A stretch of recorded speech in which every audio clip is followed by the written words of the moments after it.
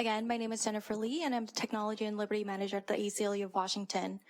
We are opposed to Senate Bill 6280 because this bill seeks to regulate facial recognition without first giving the communities historically most impacted by surveillance an opportunity to say yes or no to the technology.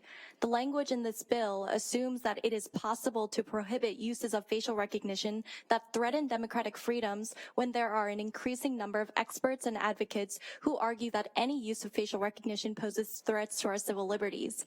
The provisions for accountability and annual reports in sections 3 and 4 create transparency but not accountability.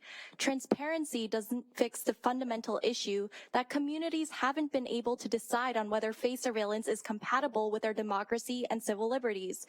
Putting up a public report on current and future use of face surveillance and creating a channel for community feedback is not meaningful because this bill makes clear that the decision to continue using face surveillance has already been made.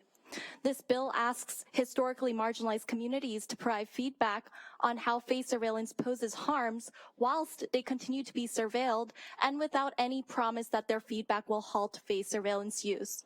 Given the massive historical impact of surveillance technologies on communities, from the US government using IBM's Hollerith punch card machines to surveil and incarcerate Japanese Americans during World War II, and New York police departments using automated license plate readers to illegally surveil the Muslim community, it is dangerous to attempt to regulate a tool with such unprecedented power without first putting historically over-impacted communities at the decision-making table to say yes or no to a technology via a moratorium.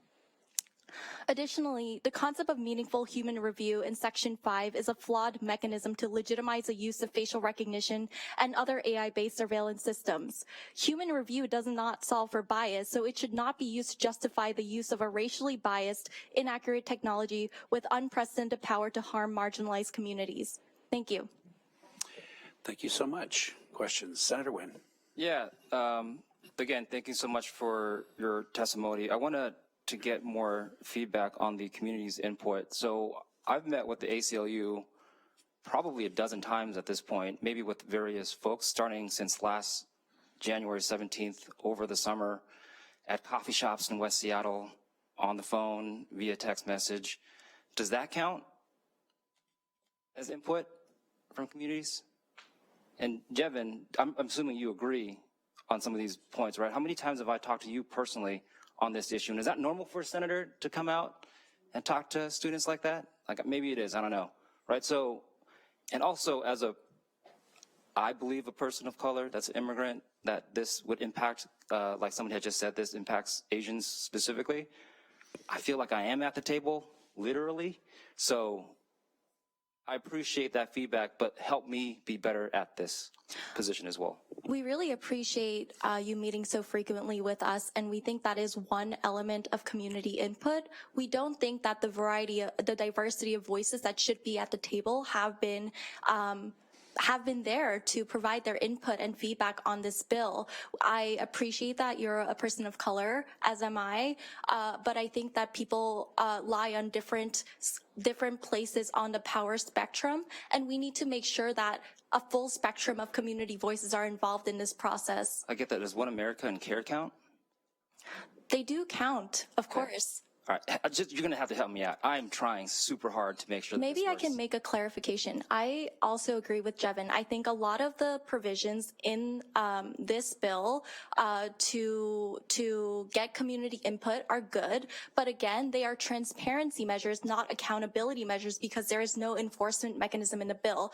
And more importantly, the transparency measures don't really matter because communities haven't been able to make a decision saying yes or no to the technology before regulating the technology.